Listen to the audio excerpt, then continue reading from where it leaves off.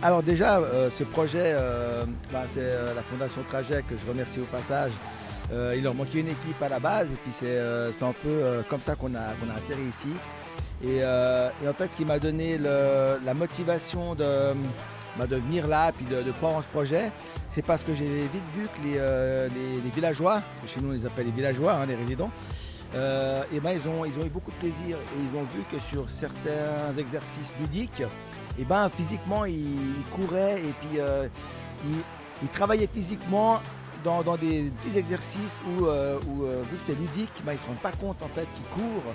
Et j'ai vu que ça apportait quand même quelque chose à ce groupe et puis du coup physiquement on travaille.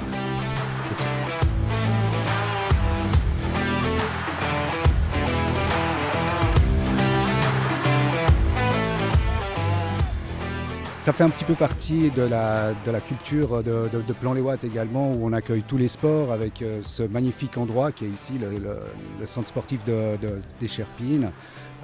Et ça permet justement d'avoir autre chose que toujours les sports habituels qu'on a l'habitude de voir, c'est-à-dire du football ou d'autres éléments comme ça, d'autres sports de ce type-là. Le rugby qui est là et qui est une institution pour nous, pour Plan-les-Ouates.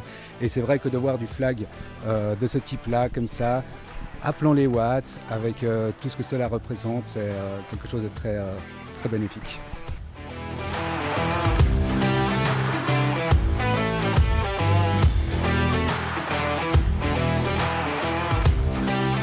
Et je pense que aussi le rugby en soi, c'est déjà un sport qui a des valeurs particulières. En tout cas, alors je suis un peu née dedans, donc je peux pas forcément, j'ai un parti pris, mais on va dire qu'il y a des valeurs fortes.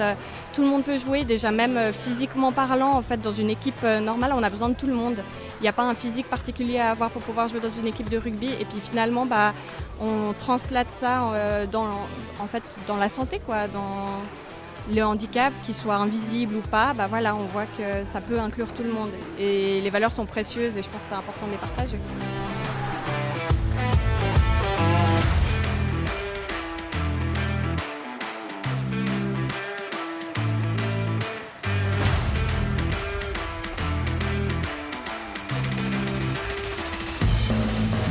Donc je pense pour la santé mentale, ce sont des valeurs qui peuvent vraiment être développées. C'est-à-dire qu'il y a un petit esprit compétition, mais une fois que c'est fini et on partage. Et on reparle de ce qui s'est passé dans un esprit vraiment de convivialité et de respect, on peut le dire.